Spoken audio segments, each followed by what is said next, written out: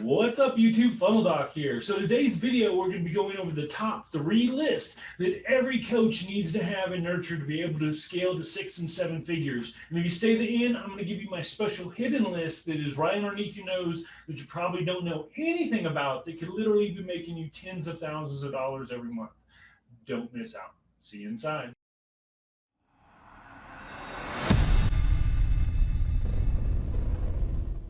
What's up, everybody? Funnel Doc here. So today we're going to be going over the top 3 lists that every coach must know, needs and nurture. So these are the lists that where your tribe, your followers, your people, whether they're cold traffic and they know nothing about really you or the problem or the solution, they're just like basically in cold traffic, they're problem aware, but they're not solution aware. Up to warm traffic, where they're rabid fans and they'll buy everything that you put in front of you. Realize these are some of the most important things that a growing business, whether you're info product, a brick and mortar, it doesn't matter. These three lists are very important in any business, but they're highly overlooked. So we're going to first start with list number 1, and this is the most prevalent one, but the most overlooked one too. I can't tell you how many people I've talked to that I start talking to them and they're like, yeah, I've got an email list. And I'll be like, well, how many people are in it? 3,000, 5,000, 10,000. You be surprised how big people's emails list get and they don't nurture them. Realize these are people that are already raising their hand and saying they're interested in what you've got to say, what you've got to sell potentially. So you're ignoring these people who are already going, hey, I'm over here. I'm over here. Guess what? I might want to buy what you've got. I probably got into the lead magnet or some type of other opt-in, or maybe I even went to go buy something at one point but didn't follow through. Who knows? I don't know how you develop your email list, and we're not going to get into that one in this video, but I want to get into the importance of having an email list with a minimum of at least a 30-day nurture sequence. Beyond that, it can be difficult, but at least 30 days, because it might take multiple times for you and them engaging with your product, brand, problem, solution to be able to realize that you are what they need. Realize when people are cold traffic, they're just problem aware. One of the best ways I like to know that is a person's maybe sick. We compare it to that. They don't know what they got. They don't know what makes it. They just know they're sick. So when they go from cold, knowing they're sick, to warm, they now know that they're sick and they know they got the flu. Okay, so now they know what they got. They know what the problem is. They know specifically what form of the problem it is, and now they need the solution, which is where you shift them from even warm to hot traffic to where they know you are the solution for their problem. So think about it as cold traffic is just problem aware. Warm traffic is problem and solution aware, where hot traffic is knowing that you are the actual problem, or the actual solution to their problem. So anyway, you want to be nurturing this. You want to build out a 30-day nurture sequence. You're going to find, or studies show that you need at least 7. I've heard as many as 12 or more, what we call touch points or engagement points with your product, brand, that type of thing, before they buy. So think about how many times now when you first see something, you engage with it before you purchase. You might see an ad. You might check it out on Amazon with no intent to buy yet. You might Google some reviews on it. You might see more ads because they're popping up now. There's multiple touch points or flashing that's happening because our attention span is so low.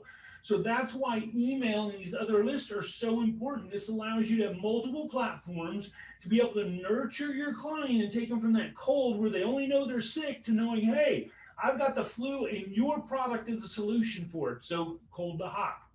And so again, 30 days. Think about it. If they need, let's say, 7 touch points, and on touch point number 5, they need 2 more before they're going to buy. And if you don't nurture your list, how are they going to get it? Well, maybe retargeting, those type of things, but we're not going to get there right now. Why not hit the low-hanging fruit?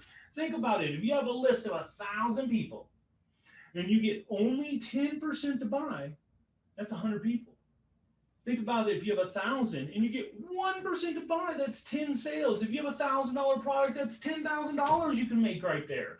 Hopefully you're starting to see the importance of growing your list. Whenever you're making an offer, whenever you're having anything you're doing, you should have somewhere where people can go and put their name, email, and preferably phone number. It is true that after a name and email, phone number does decrease conversion, but they show that SMS, the next one we're going to get into, gosh, that was a good segue. The next one we're going to get into has a high response rate. Now, the difference between email and SMS or phone is huge. Realize in email, you can get a whole thought process, you can shift beliefs, you have paragraphs, pages you can technically go off of to be able to make something happen.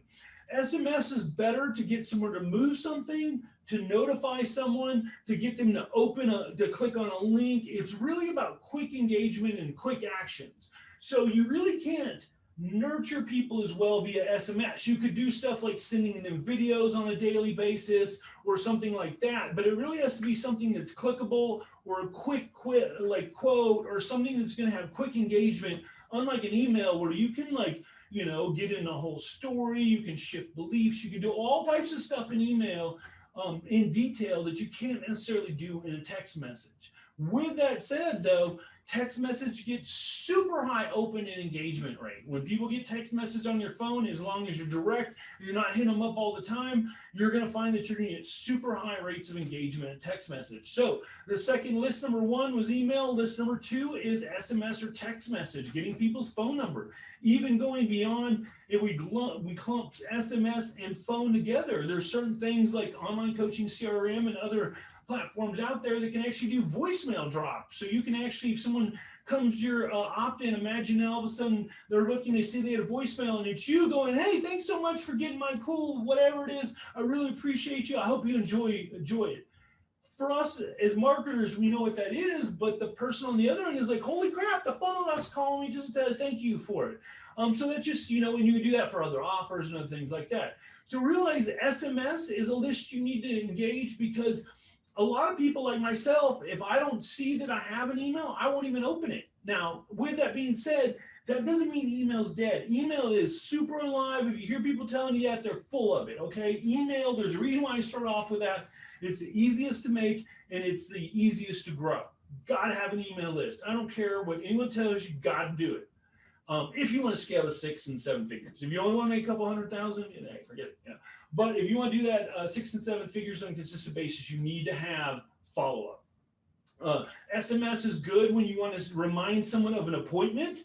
If you want to say, hey, check out your email, I just sent you this email. If you want a clickable link, if you want them to make a quick action, or if you're trying to follow up, a lot of time SMS or text is a great way to start off a conversation with a setter that can then do a qualifying messaging series with them that then potentially book them no call. So there's many things you can do with SMS, but when you're doing it, realize you're not going to have huge shifts like you can. Like an email nurture series, when done right, can take someone from where they, like I said, know nothing about you to, like, by the end, they're a Raven fan who would buy anything that you put in front of them. So that's number 2 is SMS and phone. Now, number 3, the third final one that you need to have on your list is actually Messenger. Now, there's multiple ways you can engage. I recommend either go with online coaching CRM or like ManyChat, but this is another list that is a huge open rate. People still, as long as you don't get spammy, that's the key with a lot of this stuff too, is you never spam someone like, oh, here's my stuff. You need to always be providing value, because then when you do that, if you do ever ask for an offer, it's reciprocable. Hopefully I said that right, reciprocal. They're going to have reciprocation. I don't know, I'm gonna look at my English. I'm trying to say that. I'm pretty sure that's right. But they're gonna want to give back to you because you've given so much to them. And that is appropriate with this type of relationship online. You need to be giving, and then you have permission. Earn that permission to ask. So that's Messenger. Again, I would go with something like online coaching CRM, because it does all 3 of those on one platform, or something like ManyChat works really well for something like that. But Messenger is a really good follow-up system and a pre-engagement system that you can do to help qualify people. Again, it's short like SMS. It's not meant to have full-blown long conversation. Text and Messenger aren't. They're meant to have quick jabs of conversation back and forth. Think about Messenger as having a tennis game where I'm going to hit the ball to you, you're going to reply, respond, and then we're going to hit the ball back. Even when you automate your messages, you want to have that type of engagement. You never want to send big, long blocks of text.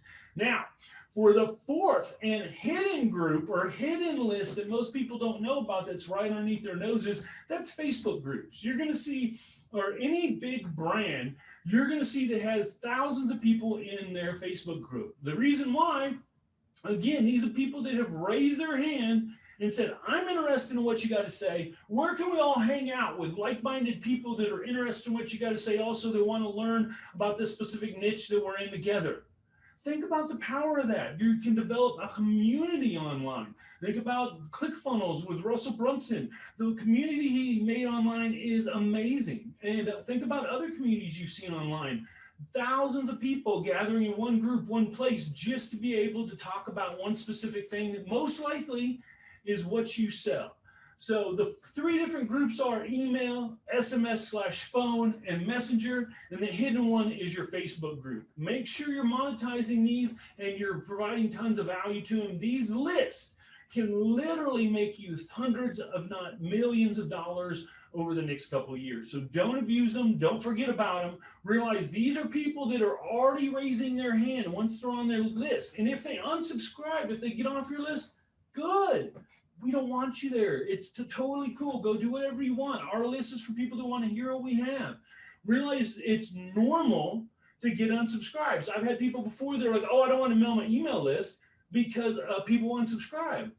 Well, what's the point in it? Who cares if they unsubscribe? As long as they're not marking you as spam, which your email shouldn't be spamming, that's normal. It's totally part of marketing. So realize that you need to be hitting these lists up, providing tons of value, and then following it up with an occasional offer. It is totally the best thing you could do in your marketing. I see it time and time again with businesses that are doing well, but then they have no follow-up. So go out there, make your list, create your follow-up, and start making money. So go out there, make some income, make some impact, and we'll see you in the next video. Funnel.com.